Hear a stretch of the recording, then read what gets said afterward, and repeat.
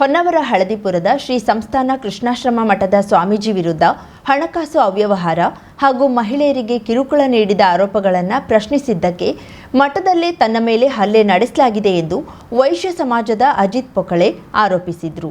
ಕಾರವಾರ ನಗರದ ಜಿಲ್ಲಾ ಪತ್ರಿಕಾ ಭವನದಲ್ಲಿ ಗುರುವಾರ ಸುದ್ದಿಗೋಷ್ಠಿಯಲ್ಲಿ ಮಾತನಾಡಿದ ಅವರು, ಜುಲೈ 5ರಂದು ಹಳದಿಪುರದ ಕೃಷ್ಣಾಶ್ರಮ ಮಠದಲ್ಲಿ ನಡೆದ ವೈಶ್ಯ ಸಮಾಜದ ಸಭೆಯಲ್ಲಿ ತಾವು ಭಾಗವಹಿಸಿದ್ದು, ಮಠದ ಹಣಕಾಸು ವ್ಯವಹಾರ, ಆಸ್ತಿ ನಿರ್ವಹಣೆ ಹಾಗೂ ಸ್ವಾಮೀಜಿಯ ವಿರುದ್ಧ ಕೇಳಿಬಂದಿರುವ ಆರೋಪಗಳ ಕುರಿತು ಚರ್ಚಿಸಲು ಸಭೆ ಕರೆಯಲಾಗಿತ್ತು. ಸಭೆಯಲ್ಲಿ ಸ್ವಾಮೀಜಿಯ ವಿರುದ್ಧ ಹಣಕಾಸು ಅವ್ಯವಹಾರ, ವಂಚನೆ ಹಾಗೂ ಮಹಿಳೆಯರಿಗೆ ಕಿರುಕುಳ ನೀಡಿರುವ ಆರೋಪಗಳ ಬಗ್ಗೆ ಇದುವರೆಗೆ ಪೊಲೀಸ್ ಠಾಣೆಯಲ್ಲಿ ದೂರು ದಾಖಲಾಗದಿರುವುದನ್ನು ಪ್ರಶ್ನಿಸಿದ್ದೆ. ಇದರಿಂದ ಆಕ್ರೋಶಗೊಂಡ ಸುಮಾರು 8ರಿಂದ 10 ಮಂದಿ ಅಪರಿಚಿತರು ತನ್ನ ಮೇಲೆ ಹಲ್ಲೆ ನಡೆಸಿದ್ರು ಎಂದು ಆರೋಪಿಸಿದ್ರು.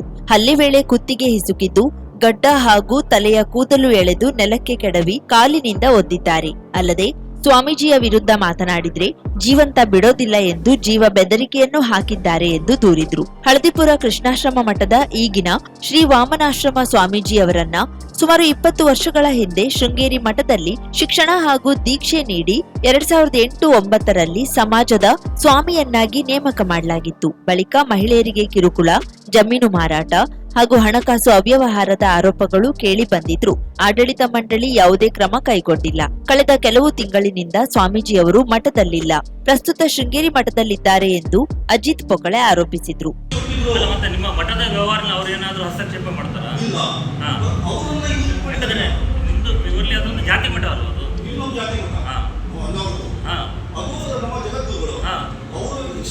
ಅಲ್ಲ, ಈಗ ನಿಮ್ಮ ಮಠದಲ್ಲಿ ಏನಾದರೂ ಬದಲಾವಣೆಗಳಾಗಬೇಕಿದ್ರೆ ನೀವು ಮಠದ ಭಕ್ತರು ಮಾಡುವಂಥದ್ದು. ಯಾವ ಈ ಸುಲಿವೆಯನ್ನು ಯಾವ ಮುತ್ತೂಚಕ ಸುಲಿವೆ ಉಡುಪಿ ಅವರು ತಾನು ಮಾತಾಡಿ ಆ ಮಠದಲ್ಲಿ ಈ ಸ್ವಾಮಿ ಹೇಳಿದ್ದಾರೆ, ಈ ಮಠವನ್ನು ಅಧಿಕಾರದಲ್ಲಿ ಅವರು ಒಂದು ಜಾತಿ ಕುಳಿಸ್ಕೊಳ್ಳುವ ಅಂತ ಹೇಳ್ತಾರೆ.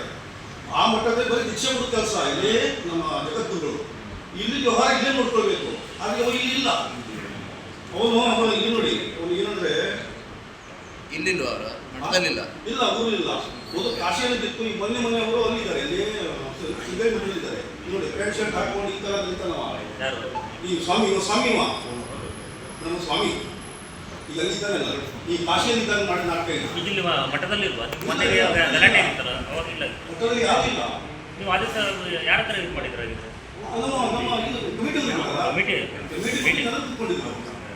ಈಗ ಕಮಿಟಿಯಲ್ಲಿ ಹೇಳೋರು ಯಾರು? ಕಮಿಟಿಯವರು ಏನು ಹೇಳ್ತಾರೆ? ಸರ್, 20 ವರ್ಷ ಆಯಿತು, ಟ್ರಸ್ಟ್ ಇಲ್ಲ. ಟ್ರಸ್ಟ್ನವರು ಒಂದು ಮಾಹಿತಿ ಕೇಳಿದ ಅವರಿಗೆ ದುಡ್ಡಿನ ವ್ಯವಹಾರಕ್ಕೆ ಏನು ಹಾಕಿರೋದು ಯಾರು ಕೇಳಿಲ್ಲ. ಇದೆಲ್ಲ ಈಗ ಬರ್ತಾ ಇದೆ. ಆಶ್ಚರ್ಯ. ಇಷ್ಟೆಲ್ಲಾದ್ರೂ ನೀವು ಸುಮ್ಮನೆ ಹೇಳಿದ್ರೆ ಅಂದರೆ ಅವರು ಇವ್ರ ಜೊತೆ ಇದ್ದಾರೋ ಹೆಂಗೋ ಅಂತ ಈಗ ಅರ್ಥ ಮಾಡೋ ಪ್ರಶ್ನೆ ಬರ್ಬೋದು. ಯಾರು ಟ್ರಸ್ಟ್ನ ಅಧ್ಯಕ್ಷರು? ಯಾರು ಗೊತ್ತಾಗಿಲ್ಲ, ಯಾರು ಮನೆ ಬರಲೇ ಇಲ್ಲ. ಈಗ ಏನೋ ಡೆವಲಪ್ಮೆಂಟ್ ಕಮಿಟಿ ಮಾಡಿದ ಅಂತ ತಿಳ್ಕೊಂಡು ಸೂಲಿಬೆಲೆ ಹೋಗೋನು ಮತ್ತು ಸುಬ್ರಾಯ ಬಾಳ್ಕೆ ಅಂತೇನೋ ಮತ್ತು 10-20 ಮಂದಿ ಬೇರೆ ಮೇಲೆ ಕುತ್ಕೊಂಡಿದ್ರು. 10-20 ಮಂದಿ. ಈಗ ಅವ್ರು ಹೇಳೋದೇನೋ ನಿಮ್ಮ ಹತ್ರ? ಈಗ ಅವ್ರು ಏನು ಹೇಳಿದ್ರು? ನೀವು ಹೇಳೋದಕ್ಕೆ ಇದಾಯ್ತು, ವಿಡಿಯೋಗಳು ಬಂದಿದೆ, ವೈರಲ್ ಆಗಿದೆ, ಅದಾಯ್ತು. ಅವ್ರು ಏನು ಹೇಳಿದ್ರು? ಅವ್ರೇನು ಹೇಳ್ತಾರೆ ನೋಡಿ, ಸ್ಮೂತ್ ಆಗಿ ಅಲ್ಲ, ನಮ್ಮ ಮಠಾಧಿಕಾರಿ ಹೇಳಿದ್ದಾರೆ, ಅವ್ರ ಕಡೆ ನಾವು ಲೆಕ್ಕಪತ್ರ ತಗೊಳ್ಳುವ, ಆಮೇಲೆ ಅವರಿಗೆ ಯಾವುದೇ ರೈಟ್ಸ್ ಇಲ್ಲ, ಹಣ ವ್ಯವಸ್ಥೆ ಅವ್ರಿಗೆ ಬಿಟ್ಬಿಡುವ, ಅವರು ಒಂದು ರೂಮಲ್ಲಿ ಕೂರಿಸಿ ಬರೀ ದೇವರ ಪೂಜೆ ಮಾಡಿ ಮತ್ತು ತಗೊಂಡು ಬರುವ.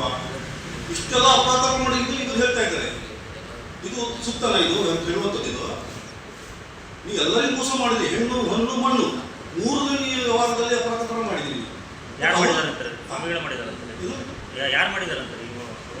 ಇವನೇ ಸ್ವಾಮಿ ಅನ್ಬಾರ್ದು. ಅವನಿಗೆ ಕಳ್ಳ ಹಿಂಗ್ ಮಾಡಿದ್ದಾನೆಲ್ಲ.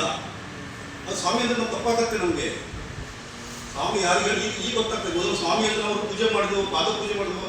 ಮನೆಗೆ ಬರ್ರಿ, ಪಾದ ಪೂಜೆ ಮಾಡಿ 10,000 ಕೊಡಬೇಕು ಅವನಿಗೆ. ನನ್ನ ಮನೆಗೆ ಬಂದಿದ್ದ ಸರ್, ಸ್ವಾಮಿಯವ್ರು ಬರ್ರಿ, ಸ್ವಾಮಿಯವ್ರ ಕಾಲು ತೆಗೆದ್ರೆ ನಮ್ದೇನೋ ಪುಣ್ಯ ಬರುತ್ತೆ, 10,000 ರೂಪಾಯಿ. ಸಣ್ಣ ಒಂದು ಇದು ಪೂಜೆ ಮಾಡಿ 1,000 ರೂಪಾಯಿ ಬೇಡಿಕೆ ಶುರು ಮಾಡಿದ. ಆಮೇಲೆ ಜನರ ಹತ್ರ ನಾವು ಅದೊಂದು ಅಪೋಸ್ ಮಾಡಿದೆ. ಮೊಮೆಂಟಲ್ಲಿ ಬಟ್ಟೆಗೆಲ್ಲ 1,000-2,000 ಖರ್ಚು ಮಾಡೋದಿಲ್ಲ, ಸ್ವಾಮಿಗೆ 1,000 ರೂಪಾಯಿ ಕೊಡ್ಲಿಕ್ಕೆ ಆಗ್ತದ ಅಂತ. ಸುಮಾರು 7 ವರ್ಷದಿಂದ ನಾವು ಈ ಪ್ರೋಗ್ರಾಮಲ್ಲಿ ಇಲ್ಲಾಗಿದೆ. ನಾವು ಹೊರಬಂದ್ಬಿಟ್ಟಿದ್ದೆ, ಈಗ ಸಹವಾಸ ಬೇಡ ಅಂತ. ಈಗ ಮೊನ್ನೆ ಈ ವಿಷಯ ಕೊಟ್ಬಿಟ್ಟೆ, ನಾವು ಇನ್ವಾಲ್ವ್ಮೆಂಟ್ ಮಾಡಿ ಇಂಟ್ರೆಸ್ಟಾಗಿ ಈ ಇಷ್ಟರ ಮಟ್ಟಿಗೆ ಬಂದಿದೆ. ಎಷ್ಟು ಜನ ಇದ್ದಾರೆ ನಿಮ್ದು ಈಗ ಸಮಾಜದವ್ರು? ಸರ್, ಒಂದು 400-500 ಜನ ಇದ್ದಾರೆ. ಮೀಟಿಂಗ್ನಲ್ಲಿ ಅಷ್ಟು ಜನ ಇದ್ದಾರೆ? ನಿನ್ನೆ ಅಲ್ಲ, ಮಠಕ್ಕೆ ನಡ್ಕೊಳ್ಳೋರು ಎಷ್ಟು ಜನ ಇದ್ದಾರೆ? ಸರ್, ಇದು ಏನು ಇಲ್ಲ. ಈಗ ಯಾವ ಮಠ ನೋಡ್ಕೊಳ್ಳೋರು ಅನ್ನೋರು ಯಾರೂ ಇಲ್ಲ. ಈಗ ಯಾರೋ ತಾನು ಕೊಡ್ತೀವಿ, ಅದು ನಾವು ಮಾನ್ಯ ಮಾಡಿಲ್ಲ ಅದನ್ನು. ಅದು ಯಾರು ಅಲ್ಲವೇ ಅಲ್ಲ ಸರಿ. ಈಗ ನಿಮ್ಮ ಸಮಾಜದ ಆಂತರಿಕ ವಿಷಯ ಹಾಂ ಸ್ವಾಮಿ ಏನಂದ್ರೆ ಒಂದು ಸಮಾಜದ ನೋಡುವುದಿಲ್ಲ ಯಾರು ಈ ರೋಡ್ಗಳು ನೋಡಿ ಎಲ್ಲ ಹಿಂದೂ ಧರ್ಮ ಸ್ವಾಮಿಗಳ ಕಾಳಜಿಗಳು. ವಾಮನಾನಂದ ಸ್ವಾಮೀಜಿ ಕಾಶಿಯಲ್ಲಿ 94 ಲಕ್ಷ ರೂಪಾಯಿ ಸಾಲ ಪಡೆದು ತಮ್ಮ ಹೆಸರಿನಲ್ಲಿ ಜಮೀನು ಖರೀದಿಸಲು ಮುಂದಾಗಿದ್ದು ಹಣಕಾಸು ಅವ್ಯವಹಾರ ನಡೆಸಿದ್ದಾರೆ. ಅಲ್ಲದೆ ಅವರಿಂದ ಕಿರುಕುಳಕ್ಕೆ ಒಳಗಾದ 11 ಮಹಿಳೆಯರು ದೂರು ನೀಡಲು ಸಿದ್ಧರಾಗಿದ್ದಾರೆ ಎಂದು ಅವರು ಆರೋಪಿಸಿದ್ರು. ಮುಂದಿನ ದಿನದಲ್ಲಿ ಮಠದ ಹಣಕಾಸು ಅವ್ಯವಹಾರಗಳಿಗೆ ಸಂಬಂಧಿಸಿದ ದಾಖಲೆಯನ್ನ ಸಾರ್ವಜನಿಕರ ಮುಂದೆ ಬಿಡುಗಡೆ ಮಾಡುವುದಾಗಿ ತಿಳಿಸಿದ್ದ ಅವರು, ಈ ಹಿನ್ನೆಲೆಯಲ್ಲಿ ತನ್ನ ಜೀವಕ್ಕೆ ಅಪಾಯವಿದ್ದು ತನಗೇನಾದ್ರೂ ಅನಾಹುತವಾದ್ರೆ ಅದಕ್ಕೆ ಮಠದ ಸ್ವಾಮೀಜಿಯೇ ಹೊಣೆ ಎಂದು ಆರೋಪಿಸಿದ್ರು. ಈ ಸಂಬಂಧ ಜಿಲ್ಲಾ ಪೊಲೀಸ್ ವರಿಷ್ಠಾಧಿಕಾರಿಗೆ ದೂರು ಸಲ್ಲಿಸಿರುವುದಾಗಿ ತಿಳಿಸಿದ್ದ ಪೊಕಳೆ, ತಮ್ಮ ಮೇಲಿನ ಹಲ್ಲೆ ಪ್ರಕರಣದ ಸಮಗ್ರ ತನಿಖೆ ನಡೆಸಿ ತಪ್ಪಿತಸ್ಥರ ವಿರುದ್ಧ ಕಠಿಣ ಕಾನೂನು ಕ್ರಮ ಕೈಗೊಳ್ಳುವಂತೆ ಆಗ್ರಹಿಸಿದ್ರು. ಅವರು ಅಣ್ಣಾವ ಪೊಲೀಸ್ ಅಧಿಕಾರಿಗಳು ಹೇಳಿ ಪ್ರಕರಣವನ್ನು ನಾನು ನೋಡಿದ್ರೆ ಕೂಡ ಹೇಳಿದ್ದಾರೆ. ನಾನು ನಮ್ಮ ವೈಶ್ಯ ಸಮಾಜದ ಕೃಷ್ಣಾಶ್ರಮ ಮಠದ ಹದಿಮೂರು ಮಠದಲ್ಲಿ ಶ್ರೀ ವಾಮನ ಸ್ವಾಮಿ ಅಂತೇಳಿ ಸುಮಾರು 20 ವರ್ಷ ಹಿಂದೆಗೆ ಅವರು ಸಮಾಜವನ್ನೆಲ್ಲ ಶಿಕ್ಷಣ ಕೊಟ್ಟು ಶೃಂಗೇರಿ ಮಠದಲ್ಲಿ ಅವರನ್ನು ಇಟ್ಟು ವಿದ್ಯಾಭ್ಯಾಸ ಎಲ್ಲ ಕೊಟ್ಟು ನಾವು ಅವ್ರನ್ನ ಸ್ವಾಮಿ ಮಾಡಿದ್ವಿ.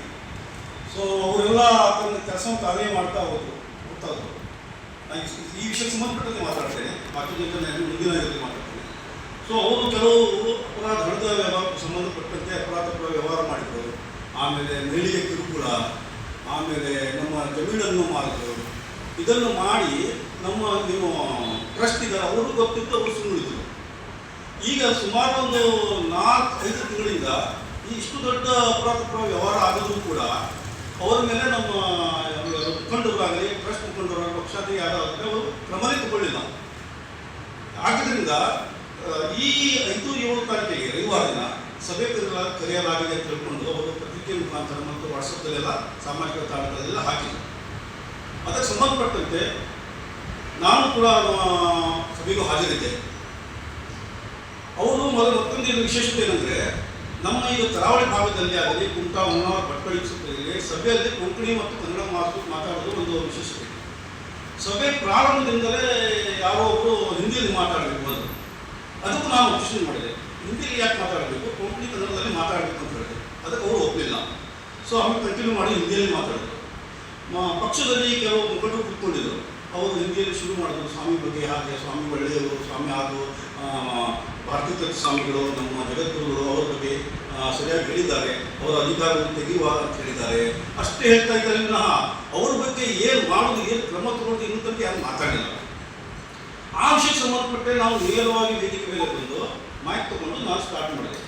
ಈ 3 ತಿಂಗಳ ವ್ಯವಹಾರ ಆಗಿದೆ, 3-4 ತಿಂಗಳಾಯಿತು. ಆ ಸ್ವಾಮಿ ಬಗ್ಗೆ ತಾವು ಯಾವುದೇ ಕ್ರಮ ತಗೊಳ್ತಾ ಇಲ್ಲ. ದುಡ್ಡಿನ ವ್ಯವಹಾರದಲ್ಲಿ ಮೋಸ ಮಾಡಿದ್ದಾನೆ, ಜಮೀನಲ್ಲಿ ಮೋಸ ಮಾಡಿದ್ದಾನೆ, ಮಹಿಳೆಯರ ಮೇಲೆ ಕಿರುಕುಳ ಮಾಡಿದ್ದಾನೆ. ಶೃಂಗೇರಿ ಕಾಶಿಯಲ್ಲಿ ಸುಮಾರು 94 ಲಕ್ಷ ಸಾಲ ಮಾಡಿ ಜಮೀನು ತಗೊಂಡು ಕಟ್ಟಿದ್ದಾನೆ. ಅದು ಜಮೀನನ್ನು ತನ್ನ ಹೆಸರಲ್ಲಿ ಎಲ್ಲ ಮಾಡಿಕೊಂಡು ಎಲ್ಲ ಅಪರಾಧ ವ್ಯವಹಾರ ಮಾಡಿಕೊಂಡೆ. ನೀವು ಪೊಲೀಸ್ ಕಂಪ್ಲೇಂಟ್ ಯಾಕೆ ಕೊಡ್ತಾ ಇಲ್ಲ ಅಂತ ಅದಕ್ಕೆ ನನ್ನ ವಾದ ಆಯಿತು. ಅದಕ್ಕೆ ಎಲ್ಲರೂ ಸಹಮತನೂ ಕೊಟ್ಟು ಸುಮಾರು 400-500 ಸಮ್ಮತ ಕೊಟ್ಟು ಇಷ್ಟು ಮಾತಾಡಿ ನಾನು ಸೈಡ್ ನಿಂತ್ಕೊಂಡಿದ್ದೆ.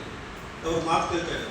ಅಚಾನಕ್ಕಾಗಿ ಸುಮಾರು 8-10 ಮಂದಿ ಜನರು ಬಂದು, ಒಬ್ಬರು ಬಂದು ನಾನು ಇದು ಕೂತಿ ಈ ಥರ ಹಾಕ್ಕೊಂಡು ವಾಕ್ ಮಾಡ್ತಾರೆ, ಇನ್ನೊಬ್ಬನು ಇದು ಗಡೆಯಲ್ಲಿ ಹೇಳಕ್ಕೆ ಶುರು ಮಾಡಲ್ಲ, ಇನ್ನೊಬ್ಬರು ನಾನು ಗಡ್ಡಾಳಿ ಹೇಳಕ್ಕೆ ಶುರು ಮಾಡಲ್ಲ. ಮತ್ತು ನನ್ನನ್ನು ನೆಲಕ್ಕೆ ಹಾಕಿದ್ರು. ನೆಲಕ್ಕೆ ಹಾಕಿ ಕಾಲಿಂದ ಒದ್ದು, ನೀನು ನನ್ನ ಸ್ವಾಮಿ ಮೇಲೆ ಏನಾದರೂ ಮಾತಾಡಿದರೆ ನೀನು ನನ್ನ ಜೀವ ಸಮೇತ ಬಿಡುವುದು ಅಂತ ಜೀವ ಬೆದರಿಕೆಯನ್ನು ಹಾಕಿದ್ದಾರೆ. ಮತ್ತು ನನ್ನನ್ನು ಆ ಕಡೆ ಮುಗಿಸ್ಬಿಟ್ಟು ಆಮೇಲೆ ಯಾರೋ ಬಂದು ಇವತ್ತು ನೀರು ಬೇಡ ಮತ್ತು ಜಾಸ್ತಿ ಬೆಳಕಂತ ಹೇಳ್ಕೊಂಡು ನಾನು ಅಲ್ಲಿಂದ ಹೋಗ್ಬಿಟ್ಟೆ. ಈಗ ರವಿವಾರ ಸೋಮವಾರ ನನಗಡೆ ಆಗಿಲ್ಲ, ಯಾಕಂದ್ರೆ ಮಾತಿಗೆ ಎಲ್ಲ ಇಪ್ಪೇಲಿ ಬರ್ತಾ ಇದೆ, ನನಗೆ ಮುಗಿಸ್ತಾ ಇದೆ. ಯಾಕೆ ಇದು ಹೇಳಿದ್ರು, ಹಿಂಗಡೆ ಹೇಳಿದ್ರು, ಮತ್ತು ಯಾವೊಬ್ಬ ಮನುಷ್ಯ ಯಾರು ಗೊತ್ತಿಲ್ಲ ಅಪರಿಚಿತ ವ್ಯಕ್ತಿಗಳು ಯಾವುದೇ ಹೊರಗೆ ಸಭೆಗಾಗಿ ನಾವು ಮಾತಾಡಬಾರ್ದು ಅಂತ ತಿಳ್ಕೊಂಡು ಅವ್ರು ತಗೊಂಡ್ಬಂದಿರೋ ನನಗೆ ಅನಿಸ್ತದೆ. ಅವರು ಅಂದರೆ ಸಮಾಜದ ಜನರು ಸ್ವಾಮಿ ಬಗ್ಗೆ ಏನು ಮಾತಾಡಬಾರ್ದು. ಕೆಲವು ಮಹಿಳೆಯರಿದ್ರು, ಕೆಲವರು ಪುರುಷರಿದ್ರು. ಹೀಗಾಗಿ ಅವರ ಒಂದು ದಬ್ಬಾಳಿಕೆ ನನಗೆ ಏನು ಮಾಡಲಿಕ್ಕೆ ಆಗಲಿಲ್ಲ. ಆಮೇಲೆ 2 ದಿನ ಏನಾಯಿತು, ನನಗೆ ಮನೆಯಿಂದ ಹೊರಗೆ ಬೀಳಿಲ್ಲ, ನನಗೆ ಯಾಕಂದರೆ ಪೂರ್ತಿ ನೋವಾಯ್ತು ನನಗೆ. ಆಮೇಲೆ ನಾನು ಡಾಕ್ಟರ್ ಭಂಡಾರಿ ಹತ್ರ ಮೆಡಿಕಲ್ ಸೆಕ್ರೆಟರಿ ತರಲಿಕ್ಕೆ ಹೋಗಿದ್ದೆ, ಅವರು MBBS. ಅವರು ಹೇಳಿದ್ರು, ನಾನು ಕೊಡೋದಿಲ್ಲ, ಕೊಡಲಿಕ್ಕೆ ಆಗೋದಿಲ್ಲ, ಯಾಕಂದ್ರೆ ನಾನು ನಿಮ್ಮ ಕೋರ್ಟ್ ಕಚೇರಿಯೆಲ್ಲ ಬರಲಿಕ್ಕಾಗ್ತದೆ, ನೀವು ಸಿವಿಲ್ ಹಾಸ್ಪಿಟಲ್ನಲ್ಲಿ ಅದನ್ನು ತಗೊಳ್ಳಿ. ಅದೇ ನಾನು ಹೋಗಿಲ್ಲ, ಸಿವಿಲ್ ಹಾಸ್ಪಿಟಲ್ಗೂ ಹೋಗಿಲ್ಲ, ಬೇಡ ಏನಾಗ್ತದೆ ಆಗಲು ಅಂತ. ಇನ್ನೂ ನನಗೆ ನೋವಿಲ್ಲ, ಕಾಲಿನ ಭಾಳ ಪೆಟ್ಟಾಗಿದೆ. ಅದು ಒಂದು ಮಾತಾಯಿತು. ಆಮೇಲೆ ನಿನ್ನೆ ರಾತ್ರಿ ನಾನು PSI ಕಡೆ ಹೋಗಿದ್ದೆ, ಅಲ್ಲೇ ಚಿತ್ತಾಪುರ ಕೇಸ್. ಅವರು ಸರ್ ನಾನು ಕಂಪ್ಲೇಂಟ್ ಮಾಡಬೇಕು, ನಾನು ಅದು ಹೋಗುದಿಲ್ಲ, ಯಾಕಂದರೆ ಜಿಯೋದಲ್ಲಿ ಉಂಟು ಹೊನ್ನಾವರದ ಮೇಲೆ ಯಾವಾಗ ನನಗೆ ಅಟ್ಯಾಕ್ ಮಾಡ್ತಾರೆ ಹೇಳಿದಾಗೋದಿಲ್ಲ. ಸೊ ನೀವು ಇಲ್ಲೇ ಕಂಪ್ಲೇಂಟ್ ಫೈಲ್ ಮಾಡಿ ಅದು ರೆಫರ್ ಮಾಡಿದರೆ ಅದು ಬೇಡ, ನೀವು SP ಸಾಹೇಬ್ರ ಹತ್ರ ಮಾತಾಡಿ ಅಲ್ಲಿ ನೀವು ಮಾಡಿ ಅಂತ ಹೇಳಿ.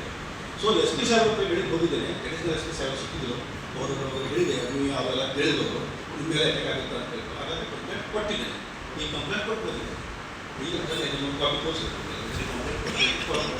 50,000ಕ್ಕೂ ಅಧಿಕ ಸಬ್ಸ್ಕ್ರೈಬರ್ಸ್, 1.68 ಕೋಟಿಗೂ ಮೀರಿದ ವ್ಯೂಸ್, ಸುದ್ದಿಯೊಂದು 10 ಲಕ್ಷಕ್ಕೂ ಹೆಚ್ಚು ವ್ಯೂಸ್ ಕಂಡ ಹೆಗ್ಗಳಿಕೆ, ವಸ್ತುನಿಷ್ಠ ಮತ್ತು ಖಾತ್ರಿಯಾದ ವರದಿಗಾರಿಕೆ, ಉತ್ತರ ಕನ್ನಡದ ಅತಿ ಹೆಚ್ಚು ಸಬ್ಸ್ಕ್ರೈಬರ್ ಹೊಂದಿರುವ ಯೂಟ್ಯೂಬ್ ಚಾನೆಲ್. ಕರಾವಳಿ ಮುಂಜಾವು ಡಿಜಿಟಲ್ ವೀಕ್ಷಕರಿಗೆ ಧನ್ಯವಾದ.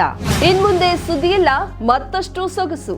ನಿಮ್ಮಲ್ಲಿಯ ಸಭೆ ಸಮಾರಂಭ, ಅಂಗಡಿ ವ್ಯಾಪಾರ ಮಳಿಗೆಯ ಸಹಕಾರಿ ಸಂಸ್ಥೆಯ ಶುಭಾರಂಭದ ಕಾರ್ಯಕ್ರಮಗಳ ವಿಸ್ತೃತ ವಿಡಿಯೋ ಸುದ್ದಿ. ಸಂಪರ್ಕಿಸಿ ನಮ್ಮ ಕರಾವಳಿ ಮುಂಜಾವು ಡಿಜಿಟಲ್ ಪ್ರತಿನಿಧಿಗಳನ್ನ.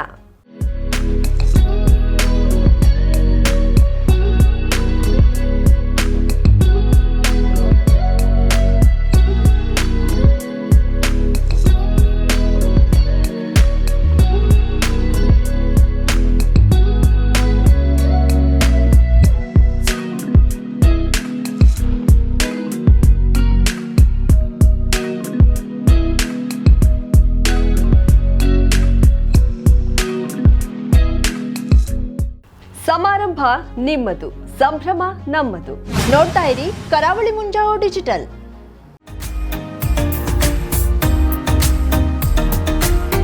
ಮಿಲನ್ ಎಂಟರ್ಪ್ರೈಸಸ್ ಬೃಹತ್ ಎಲೆಕ್ಟ್ರಾನಿಕ್ ಹಾಗೂ ಫರ್ನಿಚರ್ ಮಳಿಗೆ. ಉತ್ತರ ಕನ್ನಡ ಜಿಲ್ಲೆಯಲ್ಲೇ ಅತಿ ಹೆಚ್ಚು ಮಳಿಗೆಗಳನ್ನ ಹೊಂದಿರುವ, ಅತಿ ಹೆಚ್ಚು ಸಂತೃಪ್ತ ಗ್ರಾಹಕರನ್ನ ಹೊಂದಿರುವ ಮೂಲಕ ಹೆಗ್ಗಳಿಕೆಗೆ ಪಾತ್ರವಾಗಿರುವ ಏಕೈಕ ಸಂಸ್ಥೆ ಮಿಲನ್ ಎಂಟರ್ಪ್ರೈಸಸ್. ನಮ್ಮ ಮಳಿಗೆಗಳಲ್ಲಿ ಪ್ರಸಿದ್ಧ ಕಂಪನಿಗಳ electronic refrigerator, washing machine, LED TV, ಎಸಿಗಳು ಲಭ್ಯ.